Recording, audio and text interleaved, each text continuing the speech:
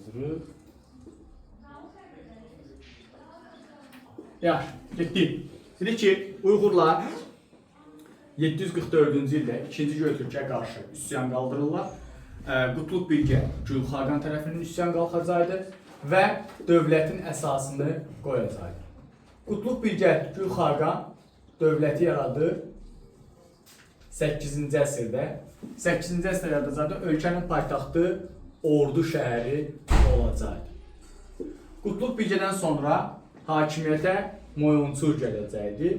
Moyonçurun dövründə isə bu dövlət Çin imperatorunun hakimiyyətini bərpa edəcəkdi və Çində üsyanı yatıracaqdı. Çindən isə bir növ belə dedi, xərac alacaq. Moyonçurdan sonra hakimiyyətə Böcü Xaqan gəlir.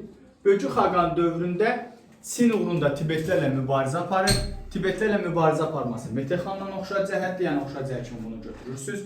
Plus bu dövrdə, Böcün dövründə maniçilik təlimi Uyğurda yaranır, yayılır və Böcü Xaqan mani təlimini himayə edəcək. Lakin Böcü Xaqan mani təlimi himayə eləməsi digər belə deyək də Uyğur türklərinin xoşuna gəlməyəcək. Çünki maniçilik bilirsiniz də Sasaninin oxşar cəhət verirsiniz. Sasanilərdə olduğu kimi ancaq sülhün tərəfdarı idi. Bu isə döyüşkən Uyğur tayfalarına zid bir şeydir və buna görə də üsyan qaldırırlar və belə deyək də dövləti zəifləyir. Və dövlətin zəifləməsi nəticəsində 842-ci ildə Qırğızlar tərəfindən üsyan qalxır və dövlət süqut edəcək.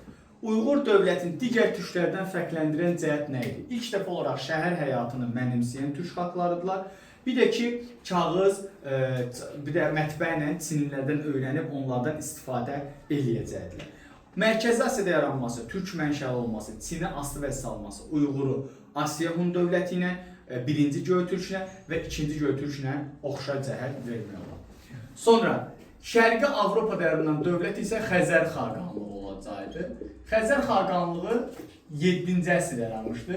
Birinci Göytürkün parçalanması və Qərbi Göytürkün süqutu nəticəsində bəzi mənbələr 630 deyir, bəzi mənbələr 7-ci əsrin 50-ci illəridir. Ölkənin paytaxt şəhərləri Bələncər, İdil, Sarkı, Səməndər şəhəri idi.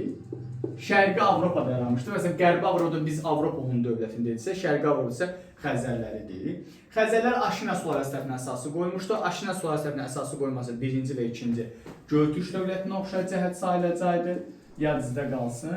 Dövlətin hökmdarı Xaqan titulu daşıyırdı. İkinci şəxs isə Xaqan bəyi. Məsəl üçün, Göytürklərdə Yabquydusa, burada Xaqan bəyi deyəcəyik. Dedi ki, 7-ci əsr Xəzər Xaqanlığı tarixinə baxdığımızda biz nə deyirik burada? 630-da Albaniya yürüyüş, 643 və 653 ərəblərlə 1-ci, 2-ci Bələncər döyüşləri. Bundan heç birisi bu kitabınızda yoxdur, Azərbaycan tarixində var. Bax, burada deyirəm, bir-bir kitabınıza qeyd edirsiniz.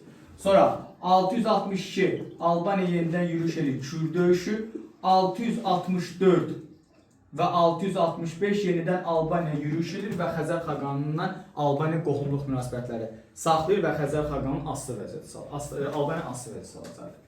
Sonra 7-ci əsrdə ərəblərlə döyüşlər gedir. 8-ci əsrdə də yenə ərəblərlə döyüşlər davam edir. Savalan, Hilat və 3-cü Bələncər olacaqdır. Ümumən Xəzər asayiş dövrü dediyimiz Şərqi Avropada Xəzər asayiş dövrü var. Yəni Xəzərlərin mövcudluğu dövründə bu dövlətlərin ərazilərinə, bu xalqların ərazilərinə heç kimi hücum eləməyəcəkdi. Və Xəzər asayiş dövrü ilə bərabərində Xəzərlərin ərəblərə qarşı müharibədə nə qədər də məğlub olsalar da, ərəblərin şimala doğru, yəni indiki Rusiya ərazisinə doğru hərəkət eləməsinin qarşısı alınacaqdır. Yəni Şərqi Avropa hücumun qarşısını alır. Lakin Xəzər Xaqanlığı ərəblərlə 200 ilə yaxın davam edən müharibə, peçeneqlərlə müharibə və daxili çəkməli və dini pərakəndəlik nəticəsində 965-ci ildə Kiyev knyazı Sviatoslav tərəfindən və ya da Slavyanlar tərəfindən dövlət süqut edəcəkdi və beləliklə demək ki, Xəzərlərin də varlığına son qoyulacaqdı. Burada ərəblərlə müharibə aparması Xəzər Xaqanlığı, Sasani, Bizans və Albaniya ilə oxşar cəhət eləmək olar. Yəni bunu da yadınızda qalsın. Həmçinin Albaniya ilə də müharibə aparmaq Xəzər xaqanlığını Ərəb Sasani ilə oxşar cəhət eləmək olar. Yəni bunları da verə bilərsiniz. Sonra Xəzər xaqanlığı bir də bunu da deyim. Bunu Azərbaycan tarixində rast gəlmişik. 11-ci əsrdə də Xəzər tayfa da dövlət deyil artıq. Tayfalar Azərbaycan Şəddadi dövləti ilə müharibə aparır. İndi Azərbaycan dövlətlərlə müharibə aparmaq Xəzərlər tərəfindən Şəddadi ilə Albaniyanı oxşar cəhət eləyir. Yadınızda qalsın. Və yaxud da Cavanşir gəzitdə keçəcəyimiz Fəzli bin Məhəmməd. Bu oxşarlıqları yadınızda qalsın. Xilafətin parçalanması nəticəsində Azərbaycan tarixinə keçəcək feodal dövlətlər yaranır. Azərbaycanda feodal dövlətlərlə bərabərində Mərkəzi Asiyada da türk dövlətləri yaranacaqdır. Qaraxani və Qəznəvi dövlətləri yaranacaqdır. Qaraxani dövləti türk dünyasında xüsusi yeri olan bir dövlətdir. Niyə xüsusi yeri olan dövlətdir? İlk İslam dinini rəsmi şəkildə qəbul edən, ilk İslam türk dövlətini yaradan dövlət hesabı olunacaqdır. 800 belə deyək də 40-cı ildə dövlət yaranır. 9-cu əsrin 40-cı ildə yaranacaqdır. Azərbaycanda Sacı və Şirvanşahlarla oxşar cəhətdir. Paytaxtları Balasagun, Üzgen və Qaşqar olacaqdır.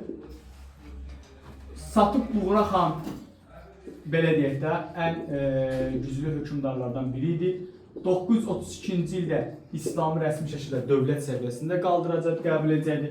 942-ci ildə isə Böyük xan titulunu qəbul edəcək və paytaxtı Qaşqara köçürəcəkdir. Lakin 1042-ci ildə isə Qaraxani dövləti zəifləyərək iki yerə parçalanacaq. İki yerə parçalanması Asiya Hun dövləti ilə, Roma ilə və birinci götürüşünə oxşar cəhətdir. Qərbi və şərqi Qaraxanilərə parçalanır. Qərbi Qaraxanilər süqut edir, belə deyək də, 13-cü əsrdə, ikisi də 13-cü əsrdədir. 1212-ci ildə Qərbi Qaraxanilər süqut edir Xərəzmşahlar tərəfindən, Şərqi Qaraxanilər isə Qarakitaylılar tərəfindən süqut ediləcəkdir. Bu sizin, yəni Qaraxani dərsiz olur. Bunlar balaca dərs. Qəznəvi dövləti 962-ci ildə Altəkin tərəfindən yaradılır. Altəkin tərəfindən yaradılacaqdır. Paytaxtları Qəznə və Lahor olacaqdır. Qəznə və Lahor olur. Paytaxt şəhərləri Qəznə, Lahor şəhərləri 962-ci ildə yaranmışdır. Ən müddətli hökmdarı Mahmud Qəznəvidir. Mahmud Qəznəvi türk dünyasında ilk dəfə sultan titulunu qəbul edən hökmdardır. Sultan titulunu qəbul edir xəlifənin razılığı ilə. 11-ci əsrdə Hindistana çoxlu yürüşlər eləyəcəkdir. Bu təqribən indi kitabımızda yoxdur, 1026-cı illər aralığında 16 dəfəyə yaxın bir Hindistan səfəri, 16-17 dəfəyə yaxın bir Hindistan səfəri olacaqdır. Şimal-Qərbi Hindistan tutacaqdır. 999-da Qaraxanilərlə birləşir, Samani dövlətin varlığına son qoyacaqdır. Samanilər iki yerə böləcəkdir və parçalayacaqdır. Hindistana səfər eləməsi Mahmud Qəznəvini kimə oxşar cəhət eləyir? Əhəməni, Makedoniyalı İskəndər, Axund dövləti və Mihrəquluna oxşar cəhət eləyəcək. Mahmud Qəznəvi həmçinin 11-ci əsrin 20-ci illəri və 30-cu illərində Xorasanda Oğuzların qiyamını, Səlcuq Oğuzların qiyamını yatıran şəxs olacaq. Sonra Mahmuddan sonra hakimiyyətə Sultan Məsud gələcəkdir. Məsudun dövründə isə belə deyək də Səlcuq türklərinin qiyamları baş verir. 1038-də yeni bir Səlcuq dövləti yaranır. Məsud Qəznəvi bunu eşidib bir növ Hindistan yürüyüşü yarımçıq qoyacaqdır və 1040 Dəndənəkan döyüşündə Səlcuqlarla mübarizədə məğlub olacaqdır. 1187-ci ildə də Qəznəvilər Gürlü tayfası tərəfindən süquta uğrayaraq varlığına son qoyulacaq. Bu da sizin 4 dənə